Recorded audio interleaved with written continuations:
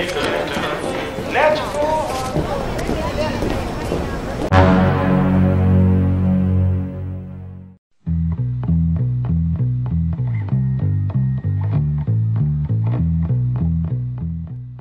semuanya, seperti biasa, selamat datang dan kembali lagi bersama saya Jul di Namatin Film.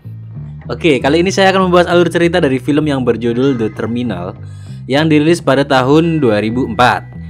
Dan film ini berkisah tentang drama komedi yang mengangkat cerita seorang pria yang harus tinggal di bandara selama 9 bulan. By the way, ini kisah nyata ya guys ya. Jadi ini ada seorang pria yang harus tinggal di bandara karena ada suatu masalah. Nah, masalahnya itu nanti kita ceritakan di film. Jadi tanpa perlu berlama-lama lagi, langsung like video ini dan jangan lupa subscribe kalau belum subscribe. Dan kita mulai saja alur filmnya.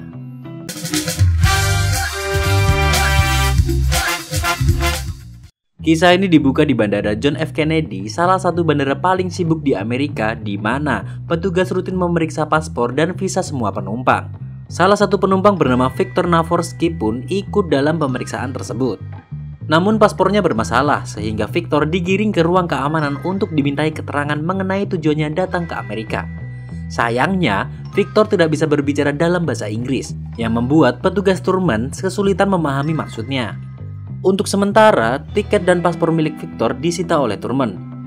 Setelah itu Victor dibawa ke hadapan direktur bandara bernama Frank Dixon, yang kemudian menjelaskan bahwa negara asal Victor, Krakozia, sedang dilanda konflik politik. Akibat situasi itu, Victor tidak bisa kembali ke negaranya maupun diizinkan masuk ke Amerika. Nah, jadi dia nggak bisa kemana-mana guys, jadi cuma bisa di bandara. Dengan kata lain, Victor kini dianggap tidak memiliki kewarganegaraan. Frank akhirnya memutuskan untuk menempatkan Victor di ruang transit internasional agar bisa menunggu situasi membaik. Petugas Turman mengantarkan Victor ke ruang transit yang luas dan memberinya kupon makanan. Saat berada di ruang tunggu, Victor menyaksikan berita soal kekacauan di negaranya melalui televisi. Ia pun menjadi sedih karena melihat tanah kelahirannya hancur oleh konflik. Victor mencoba menghubungi keluarganya di Krakozia, tapi ia tak tahu cara memakai kartu telepon. Ia pun meminta bantuan orang sekitar, namun tak ada yang mau membantunya. Dalam keadaan putus asa, Victor melihat seorang penumpang kesulitan menutup koper. Saat mencoba menolong, ia tanpa sengaja merusak koper tersebut. Nasib buruknya pun bertambah saat kupon makan miliknya tertiup angin dan dibuang oleh petugas kebersihan. Ketika Victor berusaha mengambilnya, ia malah dimarahi oleh petugas bernama Gupta. Dan Gupta ini merasa jengkel karena Victor mengacak-ngacak tempat sampahnya. Malam pun tiba, dan Victor akhirnya memutuskan untuk tidur di area bangunan yang sedang direnovasi. Di sana, ia menyusun kursi penumpang menjadi tempat tidur seadanya.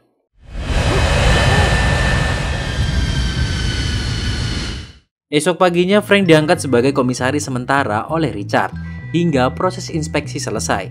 Di ruang kontrol, Frank melihat para petugas sedang berkumpul dan menonton layar CCTV. Ternyata mereka menyaksikan Victor berjalan di bandara dengan mengenakan jubah mandi. Dan benar saja, Victor sedang mandi di toilet bandara seolah-olah itu rumahnya sendiri. Seusai mandi, Victor mendatangi bagian administrasi dan menemui Torres untuk mengambil visa. Namun, karena paspornya disita, Torres tidak bisa memberikan visa tersebut.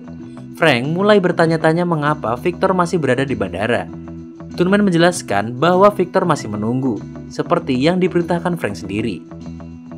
Merasa lapar dan tak punya uang, Victor hanya bisa menyantap biskuit dengan saus. Tak lama kemudian, Frank menghampiri Victor dan memberitahu celah rahasia. Ia mengatakan bahwa setiap pukul 12 siang, semua petugas pintu akan istirahat, memberi Victor peluang kabur dari bandara secara ilegal.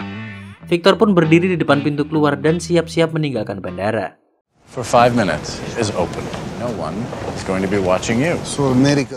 Tapi niatnya diurungkan setelah sadar bahwa semua gerik-geriknya dipantau CCTV. Ia lalu menatap kamera dan menunjukkan niat untuk tetap menunggu. Tanpa sengaja, Victor bertemu dengan seorang pramugari bernama Amelia yang terpeleset.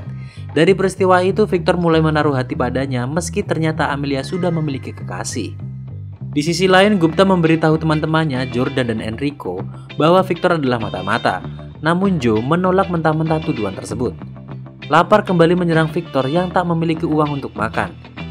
Ia lalu melihat seorang ibu mengembalikan troli dan mendapatkan koin. Dari situ, Victor mulai mengumpulkan troli demi mendapatkan recehan untuk membeli makanan.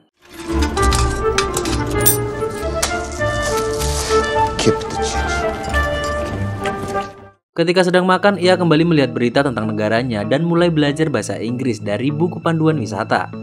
Keesokan harinya, Victor mendatangi Torres untuk meminta visa, memohon agar diberi kesempatan meskipun kemungkinannya kecil. Torres hanya bisa tersenyum dan mengatakan tidak bisa. Frank yang masih mengawasi Victor merasa geram karena Victor terus mendapat uang dari mengumpulkan troli. Untuk menghentikannya, ia menciptakan posisi kerja baru agar Victor tidak bisa mendapatkan recehan lagi. Kembali ke kondisi tanpa uang, Victor hanya bisa makan biskuit dan saus. Saat hendak makan, seseorang menabraknya hingga biskuitnya jatuh. Saat ingin beristirahat, Enrico datang membawa makanan dan mengajukan kesepakatan. Victor harus menggali informasi tentang Torres dan sebagai gantinya akan diberi makanan. Karena Enrico menaruh hati pada Torres, Victor setuju. Sejak saat itu, Victor pura-pura mengisi formulir hanya demi bisa mengobrol dengan Torres dan mendapatkan informasi. What do you like? Conventions. Like the films, movies? Saat berbicara, pager Victor berbunyi, membuatnya sangat senang. Ia bergegas ke kantor Frank. Di sana Frank mengatakan bahwa Victor bisa keluar dengan perlindungan hukum sebagai pengungsi. Namun saat akan menandatangani dokumen, Victor menyatakan bahwa ia tidak takut kembali ke negaranya. Frank langsung kecewa dan marah karena rencananya gagal. Yeah, it's horrible, And God only knows what could happen. Kemudian Victor melihat Amelia menelepon dalam kondisi kecewa. Rupanya kekasihnya kembali ke istrinya. Victor pura-pura menelepon untuk mendekatinya. Namun Amelia kesal karena mengetahui telepon yang Victor gunakan rusak. Victor yang merasa bersalah berusaha menenangkan Amelia yang sedang bersedih. Dari situ hubungan mereka menjadi lebih akrab. Amelia pun penasaran dan bertanya apa pekerjaan Victor di bandara. Victor berbohong dan mengatakan bahwa ia bekerja di sana. Amelia, Warren. Yeah. Nice to meet you. Amelia lalu mengajak Victor makan di restoran Italia, tapi Victor menolak dengan alasan sedang sibuk. Victor kemudian menanyakan ke salah satu staf bandara tentang harga makanan di restoran itu, dan dijawab sekitar $20 per orang.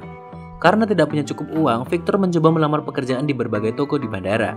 Namun semua toko menolaknya karena statusnya yang tidak jelas. Karena putus asa, Victor memutuskan untuk istirahat sejenak. Saat berjalan ia melihat tembok yang tengah direnovasi, dan karena bosan, Victor iseng memperbaiki bagian tembok tersebut.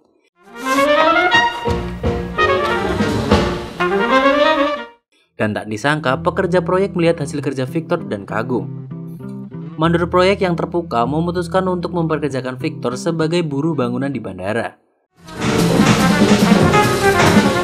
Setelah selesai bekerja, Victor menerima undangan ke suatu tempat yang ternyata itu adalah tempat nongkrong Enrico dan kawan-kawan. Di sana Gupta yang masih curiga memaksa Victor menjalani pemeriksaan tubuh demi membuktikan bahwa ia bukan mata-mata.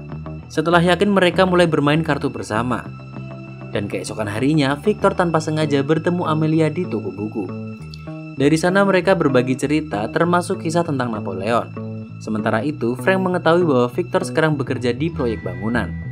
Ia mencoba berbagai cara untuk menyingkirkan Victor, namun semua upayanya gagal. Hari berikutnya, tim inspeksi mulai melakukan evaluasi terhadap kinerja Frank.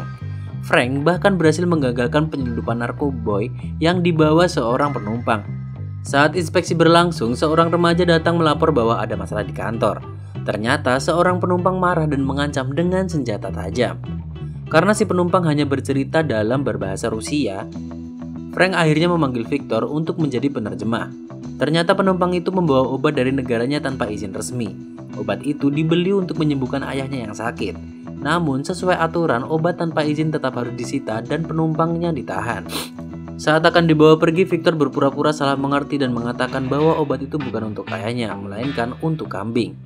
Berdasarkan peraturan, obat untuk hewan tidak memerlukan izin pembelian.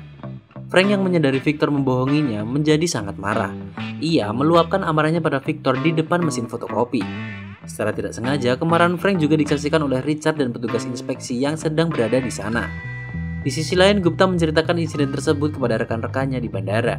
Sejak saat itu, para pekerja mulai menaruh simpati kepada Victor, menganggapnya sebagai pahlawan. Bahkan, Richard menyuruh Frank belajar dari Victor.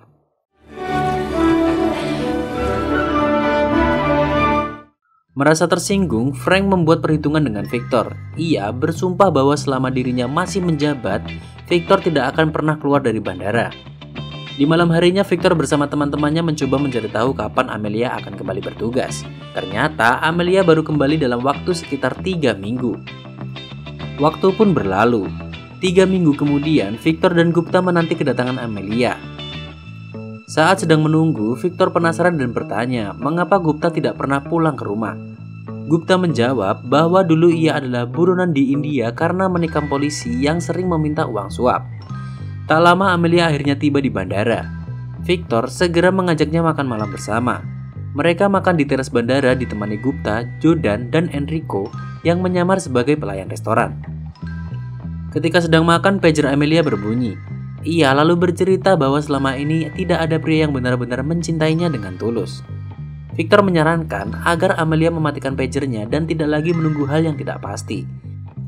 Ia kemudian menceritakan alasannya berada di bandara, yakni karena sedang menunggu sesuatu yang penting. Karena merasa senasib, keduanya sepakat untuk membuang pager mereka sebagai simbol keputusan untuk berhenti menunggu hal yang tidak akan datang. Sebelum Amelia pergi, Victor berencana memberikan kejutan saat Amelia kembali ke bandara. Ia pun mulai merancang karya seni dari tempat minum sebagai bentuk hadiah untuk Amelia. Tak lama kemudian, Enrico datang dan meminta bantuan Victor agar mau memberikan cincin lamarannya kepada Torres. Sore harinya, Enrico yang tengah duduk didatangi oleh Torres yang kini memakai cincin pemberian Victor. Keesokan harinya, mereka pun memutuskan untuk menikah di bandara. Setelah beberapa waktu, Amelia akhirnya kembali. Sesampainya di bandara, petugas Turman segera membawanya ke hadapan Frank. Sementara itu, Victor masih dengan sabar menunggu Amelia. Di ruang kantor, Frank mengungkapkan fakta sebenarnya tentang Victor kepada Amelia. Lalu Victor kembali ke gedung sebelah dan tak disangka menemukan Amelia di sana yang marah karena merasa telah dibohongi oleh Victor. Sebelum Amelia pergi, Victor memberikan kejutan lainnya, sebuah karya seni berupa air mancur yang terinspirasi dari cerita Napoleon. Namun kejutan itu gagal membuat Amelia senang. Ia justru ingin menjauh karena kecewa terhadap Victor. Tak punya pilihan lain, Victor menunjukkan isi dari kaleng yang selalu ia bawa. Di dalamnya tersimpan koleksi tanda tangan para musisi jazz Amerika yang dikumpulkan oleh mendiang ayahnya. Ternyata hanya satu tanda tangan yang belum didapat. Dan Victor berjanji ke Amerika demi memenuhi harapan terakhir sang ayah. Mendengar cerita itu, Amelia merasa tersentuh dan mulai kagum terhadap Victor. Esok paginya, Enrico datang membawa kabar bahwa konflik di Krakosia telah berakhir. Mendengar kabar itu, Victor sangat gembira dan merayakannya bersama para pekerja dan teman-temannya di bandara.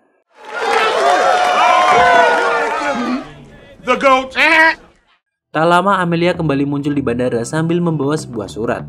Isinya menyatakan bahwa Victor kini diizinkan masuk ke Amerika, meski hanya untuk 1 hari.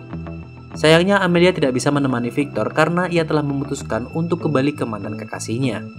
Kabar itu membuat Victor merasa sedih. Ia kemudian mendatangi Torres untuk mendapatkan persetujuan surat tersebut. Namun Torres tidak bisa melanjutkan prosesnya tanpa tanda tangan Frank. Saat Victor menemukan Frank dan meminta tanda tangan, Frank malah mengancam akan memecat Joe karena ketahuan menyelundupkan barang terlarang.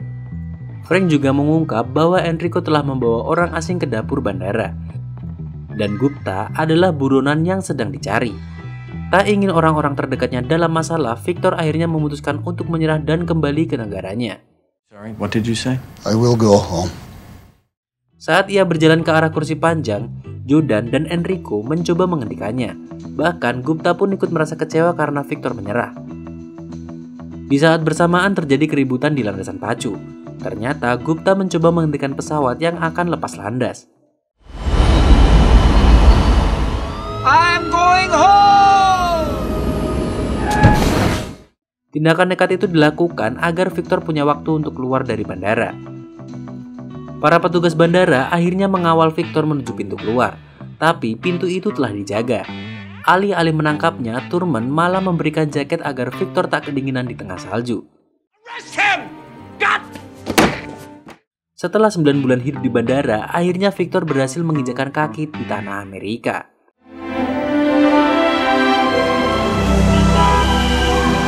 Ia segera naik taksi untuk menemui musisi jazz yang terakhir. Di hotel, ia dipersilakan menonton pertunjukannya sebelum akhirnya menerima tanda tangan yang telah lama ia cari. Setelah selesai mendapatkan tanda tangan terakhir itu, Victor kembali naik taksi. Ia merasa lega dan bahagia karena telah memenuhi janji terakhir kepada almarhum ayahnya. I am going home. Setelah itu, Victor memutuskan untuk kembali pulang ke negaranya, dan film pun berakhir.